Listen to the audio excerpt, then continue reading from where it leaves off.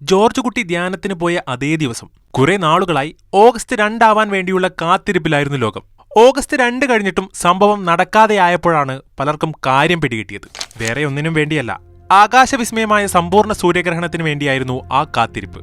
നൂറ്റാണ്ടിലെ ഏറ്റവും വലിയ സൂര്യഗ്രഹണം ഓഗസ്റ്റ് 2 തന്നെയാണ്. പക്ഷേ ആ ഓഗസ്റ്റ് 2 2025 മാത്രം.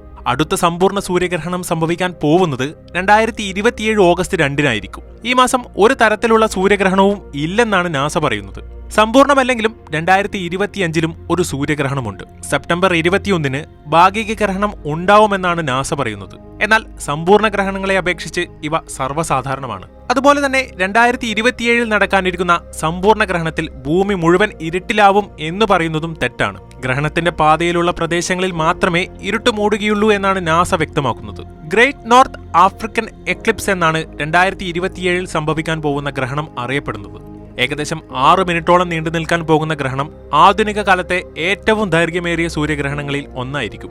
അതായത് 2114 വരെ കരയിൽ നിന്ന് കാണാൻ സാധിക്കുന്ന ഏറ്റവും ദൈർഘ്യമേറിയ ഗ്രഹണമാണ് വരാനിരിക്കുന്നത്. യൂറോപ്പ്, ആഫ്രിക്ക, മിഡിൽ ഈസ്റ്റ് എന്നിവയുടെ ചില ഭാഗങ്ങളിൽ സമ്പൂർണ്ണ ഗ്രഹണം ദൃശ്യമാവും. ഈജിപ്തിലെ ലക്സറിലായിരിക്കും 6 മിനിറ്റുള്ള പൂർണ്ണഗ്രഹണത്തിന് സാക്ഷ്യം വഹിക്കാനാവുക. ഇന്ത്യ ഈ സമ്പൂർണ്ണ സൂര്യഗ്രഹണത്തിന്റെ പാതയിലായിരിക്കില്ല എന്നതുകൊണ്ട് തന്നെ ഡൽഹി, മുംബൈ പോലെയുള്ള മിക്ക ഇന്ത്യൻ നഗരങ്ങളിലും ഗ്രഹണം ഭാഗികമായേ ദൃശ്യമാവുകയുള്ളൂ. 2027 ഓഗസ്റ്റ് 2 വൈകുന്നേരം 4:30 ഇന്ത്യയിലെ ആളുകൾക്ക് ഭാഗിക ഗ്രഹണം കാണാൻ കഴിയുമെന്നും ഇത് സൂര്യാസ്തമയം വരെ നീണ്ടുനിൽക്കുമെന്നും time&date.com പറയുന്നു.